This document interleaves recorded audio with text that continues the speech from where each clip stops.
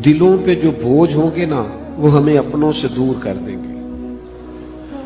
غلطیاں ہو ہی جاتی ہیں. اچھا میں آپ کو بتاؤں، اپنوں کی غلطیوں کا ہمیں زیادہ پتہ اس لیے ہوتا ہے کہ ہم ان کے ساتھ جو زیادہ رہتے ہیں. انسان ہونے کے ناطے کمزوریاں دوسروں میں بھی ہوتی ہیں، پر وہ دور ہوتے ہیں تو ہمیں پتہ نہیں نہ ہوتا.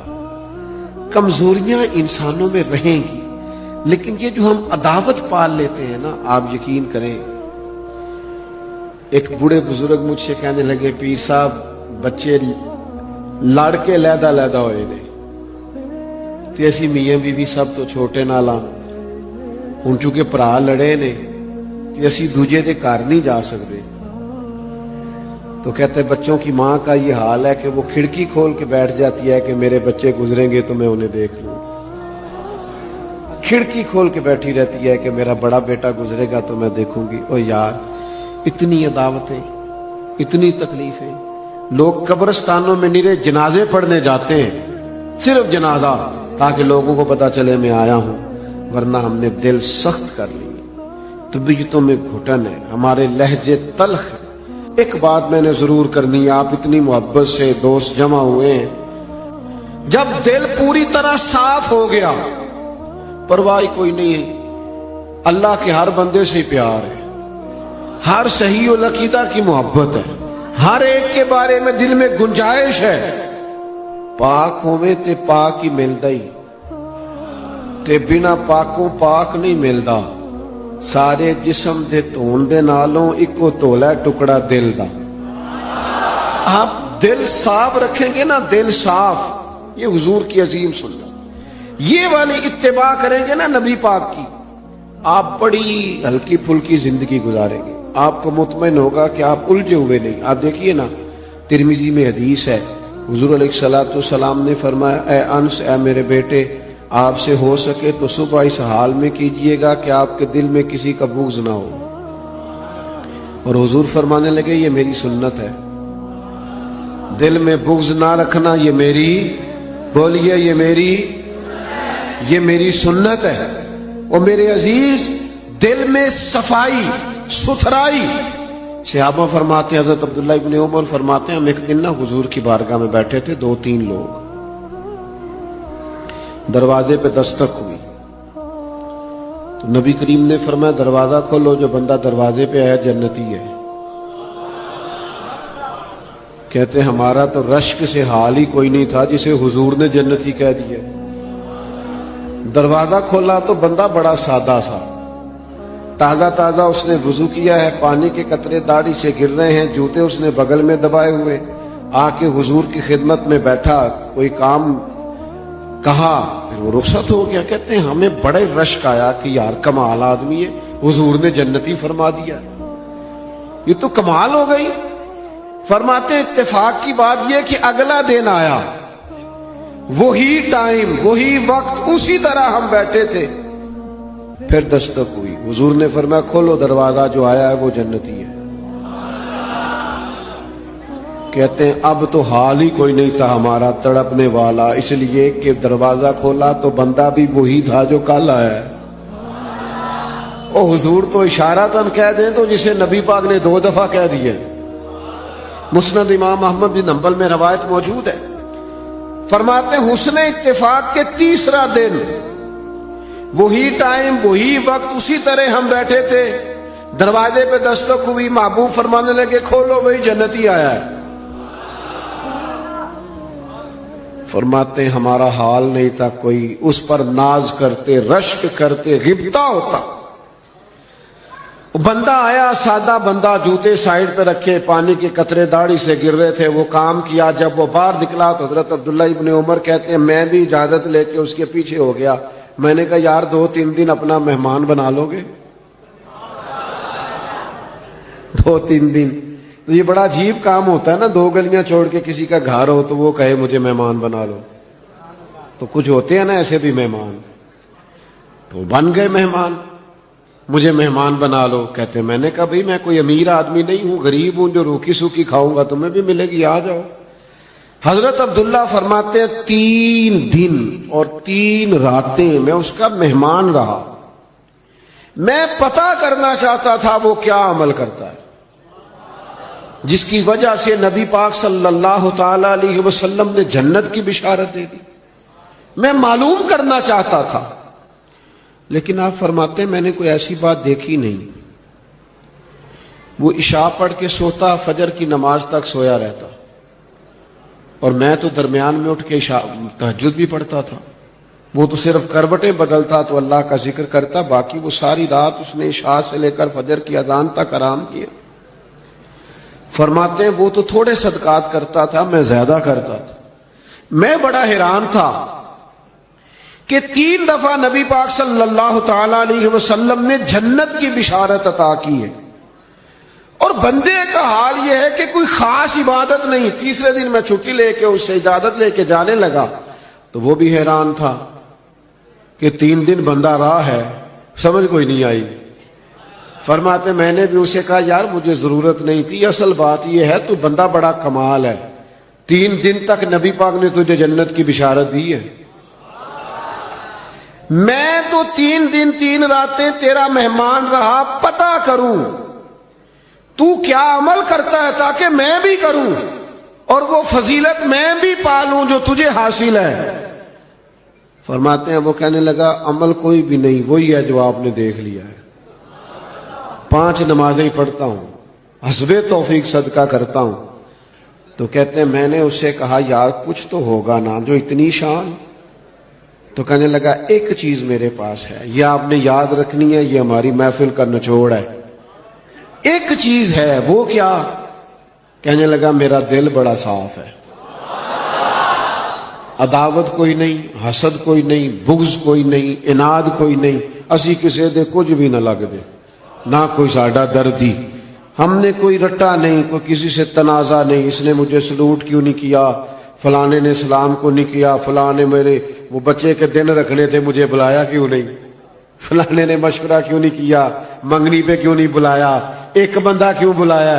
میرا رٹا کوئی نہیں، دل صاف ہے. حضرت عبداللہ ابن عمر فرماتے ہیں میں سمجھ گیا. میں نے کہا تیرا دل صاف ہے نا، تو پھر مدینے والے محبوب نے بھی 3 دفعہ جنت کی بشارت عطا فرمائی. عزیز بھائیوں، ہم نے اتباع رسول کرنی ہے، پیروی کرنی ہے نبی پاک کی. یہی معرفت الہی کا بڑا ذریعہ ہے. سادہ زندگی گزارنی ہے، دلوں کو صاف رکھنا ہے، اپنے معاملات کو پوری طور پر اللہ کے سپرد کرنا ہے. ہم حضور کا میلاد منانے آئے ہیں اور نبی پاک کی غلامی. اتباع کا تو سبق یہ ہے کہ جو پتھر بھی مارے نا طائف والوں نے اور تکلیف بھی دی، تو صحابی نے کہا حضور کرے نا دعا یہ تباہ ہو جائیں. تو فرمایا دعا نہیں کرنی ان کی تباہی کی، اس لیے کہ یہ نہیں مانتے تو ان کی آنے والی نسلیں مان جائیں گی. دل کو سخت نہیں کیا اپنے دل میں لوگوں کے. مکے والوں نے کیا کچھ نہیں کیا، پر ایک دفعہ معافی مانگی، محبوب نے کئی دفعہ معاف فرمایا. تو میرے عزیز، اتباع رسول اصل ہے، اور اتباع رسول میں 2 چیزیں بنیادی ہیں. نبی پاک علیہ السلام کی پیروی کرنا، حضور کی اتباع کرنا، حضور کے نقش قدم چلنا، نبی پاک علیہ السلام کی بتائی ہوئی باتوں پر عمل کرنا، جن چیزوں سے سرکار نے روکا ہے ان سے رک جانا. جو بندہ یہ کام توجہ سے کرتا ہے اسے معرفت الہی بھی نصیب ہوتی ہے اور محبت الہی بھی نصیب ہوتی ہے. قرآن مجید نے فرمایا قل ان کنتم تحبون اللہ فاتبعونی یحببکم اللہ. اے محبوب علیہ السلام، آپ اپنے غلاموں سے یہ فرما دیں کہ اگر یہ اللہ سے محبت کرنا چاہتے ہیں تو آپ ان سے فرمائیں کہ میری پیروی کرو، میرے نقش قدم چلو، میری اتباع کرو. یحببکم اللہ، اللہ خود تم سے محبت فرمائے گا. نبی پاک علیہ السلام کی اتباع، حضور کی پیروی، نبی پاک کے نقش قدم چلنا، یہ انسان کو معرفت الہی دیتا ہے. آپ کو پتہ ہے صحابہ کرام علیہم رضوان نے جب کلمے پڑھے، مسلمان ہوئے، ایمان کی، یقین کی، تیقن کی دولت انہیں نصیب ہوئی، تو پھر ان کے رنگ ڈھنگ بدل گئے. بڑا مشکل کام ہے اپنا کمایا ہوا مال محنت کا لا کے خرچ کرنا، لیکن جب رضائے الہی पूरे तौर पर मतलूब हो और मार्फत इलाही का रंग चढ़ा हुआ हो, और इंसान को तय हो जाए कि अब ये माल मेरे रब की रजा का जरिया बनेगा, तो फिर हालत ये होती है कि जनाब सिद्दीक अकबर ने तन के कपड़े भी उतार दिए और टाट का लिबास पहन लिया। तेनू लब दिया आप गवाचे, सानू अपनी खबर न कोई, साथों ते भारे ने कख गलियां दे, सानू आख दे लोग शुदाई, असा लंग नमूस दा साड़ के चोला, गल पहने ताज गदाई, ओ सजना अपना आप गवाया ता यार ने चाती पाई। जब आपको मार्फत इलाही का ये जज्बा नसीब होता है, ये ज़ौक़ नसीब होता है, ये शौक़ नसीब होता है, तो फिर इंसान तलब करता है। नबी पाक सल्लल्लाहु ताला अलैहि वसल्लम ने फरमाया, शहीद भला अल्लाह की बारगाह में क्या ख्वाहिश करता है? अल्लाह करे आपकी ज्यादा तवज्जो मेरी तरफ हो जाए, हमारा सारा ध्यान ले ही हमारा मोबाइल गया है, शरीका ही बन गया है। 2 4 5 लोग बना लें, बाकियों को दे दें, और जिसने बनानी है वो जरूर बनाए, पर बात तो मेरी सुने ना। आप लाइव कमेंट्स बाद में देख लीजिएगा। अजीज दोस्त, मेरी बात पर गौर फरमाएं। जब आप मार्फत इलाही तक पहुंच जाते हैं तो हुजूर फरमाते हैं, शहीद अल्लाह की बारगाह में अर्ज करता है, मालिक कभी एक दफा फिर भेजे ना दुनिया में, और फिर मौका मिले ना शहीद होने का। तेरी जन्नत में बड़ा लुत्फ है, लेकिन गोया जो तेरी राह में सर कटाने का मजा है। मेरे अजीज, जब नबी पाक की पैरवी की जाती है तो मार्फत इलाही इंसान को जीने का सलीका आ जाता है। उसे महसूस होता है कि मैं कोई बड़ा बामकसद काम कर रहा हूं। फिर पत्थर खाना, तबलीग करना, जद्दोजहद करना, कांटों पे चलना, ये सारे काम मजा देने लग जाते हैं। जब कोई मकसद हयात हाथ आ जाता है ना, फिर थोड़े वक्त सो के भी इंसान नींद पूरी कर लेता है, थोड़े पैसों पर भी गुजारा हो जाता है, फिर सादा लिबास भी हो, सादा कपड़े भी हो, मस्जिद में सोना भी हो, तो हजरत बिलाल हबशी मुतमईन वक्त गुजारते हैं। फिर इत्मीनान, जब मार्फत इलाही नसीब हो जाए, मोहब्बत इलाही नसीब हो जाए, तो हुजूर अलैहिस्सलाम ने मेराज से वापस आके फरमाया, बिलाल क्या अमल करते हो? या रसूलल्लाह क्या हुआ? फरमाया, मैंने तो जन्नत में भी तुम्हारे कदमों की आवाज सुनी है। नबी पाक की खालिश पैरवी, इत्तिबाए रसूल, लेकिन शर्त यह है कि इंसान तन मन धन से हुजूर की पैरवी करे। वो चंद 2 4 5 चीजों का दावा ना करे, मीठा खाना सुन्नत है, मिसवाक करना सुन्नत है, दाढ़ी रखना सुन्नत है, पगड़ी बांधना सुन्नत है, ये बड़ी अजीम सुन्नत है, पर सच बोलना भी सुन्नत है, फाका करना भी सुन्नत है, दिल बड़ा रखना भी सुन्नत है, दिल साफ रखना भी सुन्नत है। जो अपने लिए पसंद करो वो दूसरे के लिए पसंद करो, ये भी हुजूर की दी हुई अदा है। अपनी मर्जी का माहौल फकत नहीं बनाया जाएगा।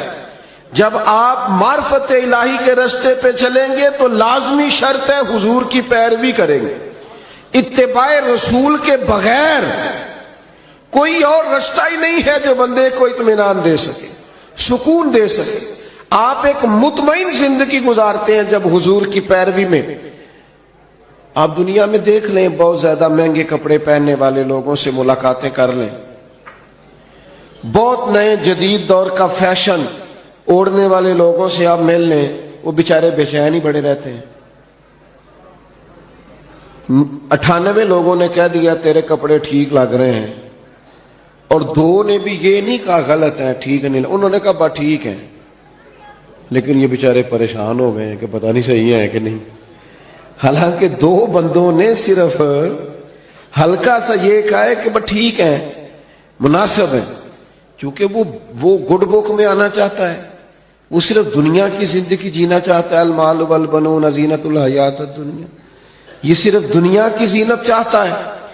तो लेवल ये हो जाता है कि बड़ी महंगी गाड़ियों में लोग बेचैन हैं, तबसरे कर रहे हैं, ज्यादा बोल रहे हैं, अपनी तारीफें अपने मुंह से कर रहे हैं, बेचारे उलझे उलझे से, बिखरे बिखरे से, टूटती बिखरती बातें करते हैं। लेकिन अगर हुजूर की इत्तिबा नसीब हो, اگر پیروی نصیب ہو تو حضرت عمر نے دیکھ لیا تھا ایک دفعہ سرکار کو موٹے بان کی چارپائی پہ لیٹے ہوئے، صحیح مسلم بخاری دونوں میں موجود ہے۔ تو عرض کی یا رسول اللہ، آپ اللہ کے محبوب ہو کہ اتنی مشقت کرتے ہیں؟ تو محبوب نے فرمایا عمر تم یہ پسند نہیں کرتے کہ کیسر و کسرا دنیا میں آرام کریں اور آخر میں رسوا ہو جائے، اور ہم دنیا میں تھوڑی مشقت برداشت کریں اور آخرت کی ساری عزتیں اللہ ہمیں ہی عطا فرما دیں۔ بس یہ بات جناب عمر نے پلے سے باندھ لی، زندگی کو سادہ کیا، بود و باش کو سادہ کیا، حضور کی اتباع، اور یہ چیز تسلی دیتی ہے، دل مطمئن ہو جاتا ہے۔ آپ کبھی دیکھیں محنت مزدوری کرنے والے لوگوں کو، ان کو کوئی ٹینشن نہیں ہوتی کوئی ہمیں دیکھ رہا ہے کہ نہیں دیکھ رہا، کسی کو کپڑے پسند آئے ہیں کہ، جو لوگ اللہ تعالیٰ کی معرفت کے بعد مطمئن زندگی گزارتے ہیں وہ ذہنی الجھاؤ سے بچ جاتے ہیں، وہ ایک مطمئن اطمینان بخش وقت گزار کے دنیا سے جاتے ہیں۔ حضرت عمر رضی اللہ تعالیٰ عنہ کے زمانے میں فتوحات بہت زیادہ ہو گئی تھی، اور مال غنیمت بھی بڑی تعداد میں آتا تھا، 25-25 ہزار 50-50 ہزار دینار بدری صحابہ کو ملنے لگے تھے، وسعت آ گئی تھی۔ اور جائز بھی ہے کہ آپ کے پاس اگر پیسے ہوں، وسعت ہوں، تو آپ کوئی قیمتی لباس پہنے تو منع بھی نہیں، اچھا گھر بنا لیں تو منع بھی نہیں، لیکن حضرت عمر کا لباس وہی پرانا سادہ، کئی جگہوں پہ پابند لگے ہوئے، آتے اسی سے جمعہ پڑھاتے، اسی سے فیصلہ کرتے، اپنی زندگی میں مست، کوئی پرواہ نہیں۔ تو بچے جب بڑے ہو جاتے ہیں پھر ہلکے ہلکے مشورے بھی تو دیتے ہیں نا، یہ پنکھے خود سے بند کیے ہوئے ہیں، اچھا ٹھیک ہے ٹھیک ہے، تو بچے ہلکے پھلکے مشورے بھی دیتے ہیں، ٹھیک ہے کوئی بات نہیں، سب رہنے دیں، سب ٹھیک ہے۔ تو کچھ لوگوں نے مشورہ دیا کہ اتنے بڑے لوگ جناب عمر سے ملنے آتے ہیں، وزیر مشیر اور کیا بات، اور وہی سادہ اور پھٹا پرانا اور پیوند لگا ہوا لباس، تو سب نے مشورہ کیا کہ حضرت عمر سے کہنا چلیں کرتا ہی نیا لے لیں، آپ کے پاس مال آتا ہے آپ سارا بانٹ دیتے ہیں، حصہ تو آپ کو بھی ملتا ہے، آپ بانٹ دیتے ہیں، تو چلو تھوڑا سا حرج کیا ہے۔ تو سب نے مشورہ کیا کہ کہنا ہے حضرت عمر سے۔ تو ایک صحابی بولے، کہنے لگے کہنا تو ہے پر وہ شعر بھی بتاؤ جو عمر سے بات کرے گا، وہ بندہ بھی تو بتاؤ نا بھائی جو عمر فاروق سے بات کرے۔ تو لوگوں نے کہا ایک بندہ ہے نا جس کی عمر بات ٹالتے نہیں، کہا وہ کون ہے؟ کہا مولا علی شیر خدا۔ حضرت عمر ان کی بات نہیں ٹالتے۔ لوگوں نے حضرت علی شیر خدا کی خدمت میں عرض کی کہ حضور آپ کہیے نا جناب عمر سے کہ اب حالات بدل گئے ہیں، لوگوں کے پاس وسعت آئی ہے، حضور علیہ السلام کے زمانہ مبارکہ میں ظاہری طور پر، ورنہ تو بڑی وسعت تھی، ظاہراً اتنی وسعت نہ تھی، جناب صدیق اکبر کا زمانہ بھی کچھ ایسا ہی تھا، تو اب تو بڑا مال غنیمت آتا ہے اور حالات اور کے اور ہیں، تو حرج کیا ہے اگر نیا کرتا لے لیا جائے؟ تو حضرت علی کہنے لگے بالکل تمہاری بات ٹھیک ہے، توجہ ہے نا آپ کی، اور عمر سے کہنا بھی چاہیے، پر فرمانے لگے یہ بھی مجھے پتہ ہے میں کہوں گا تو وہ مان لیں گے، پر یہ تمہیں بتاؤں میں نے کوئی نہیں کہنا، میں نہیں کہوں گا کیونکہ میں عمر کی طبیعت کو جانتا ہوں۔ کہا پھر کیا کریں؟ فرمایا سیدہ عائشہ صدیقہ سے کہو، وہ ماں ہے نا مومنوں کی، حق رکھتی ہیں نا۔ لوگوں نے یہ سارا مدعا جناب عائشہ صدیقہ سے بیان کیا، بلایا، جناب عمر دوڑے حاضر ہوئے، اماں جی حکم ہو، پردے کے پیچھے بیٹھ گئے۔ فرمایا عمر اب اللہ نے وسعت کر دی ہے، مال آ گیا ہے، گنجائش آ گئی، تو آپ نیا کرتا لے لیں، کیا حرج ہے؟ تو حضرت فاروق اعظم چپ کر گئے۔ بزرگوں کے سامنے جو منصب کے لحاظ سے بزرگ ہوں، بڑے ہوں، ان کے سامنے زیادہ باتیں نہیں کرنی چاہیے۔ حضرت عمر چپ کر گئے، کہا اماں جی آپ حکم کریں، شام سے پہلے کرتا بدل لوں گا، لیکن فرمانے لگے ایک بات کرنے کی اجازت ہے، ایک بات کہنے کی اجازت ہے؟ کہا کہیے۔ توجہ ہے آپ کی میری طرف؟ تو حضرت عمر فرمانے لگے اماں جی یہ جو میں نے کرتا پہنا ہے نا حضور کے زمانے میں بھی میں اسی طرح پہنتا تھا، حضرت صدیق کے زمانے میں بھی اسی طرح پہنتا تھا، میرا دل کرتا ہے میں اسی طرح رہوں جو میرا رنگ حضور کے دور میں تھا۔ میں اس میں بڑا راضی ہوں، بڑا مطمئن ہوں، یہی میرا طریقہ ہے۔ بس جناب عمر نے بات کی تو جواب کوئی نہیں آیا۔ تھوڑی دیر کے بعد جناب عائشہ صدیقہ کے رونے کی آواز آئی اور جناب عمر فاروق سے فرمانے لگی آپ جائیے، جو صحابہ نے فرمایا تھا وہ بھی ٹھیک ہے، پر جو آپ کہہ رہے ہیں وہ تو بالکل ہی ٹھیک ہے۔ اس لیے کہ معرفت الہی، محبت الہی، توکل، صبر، شکر، قناعت، خودداری، عزت نفس پیدا کرتی انسان کو یہ چیزیں پیدا کرتی ہیں۔ اور یہ حاصل کیسے ہوتی ہے؟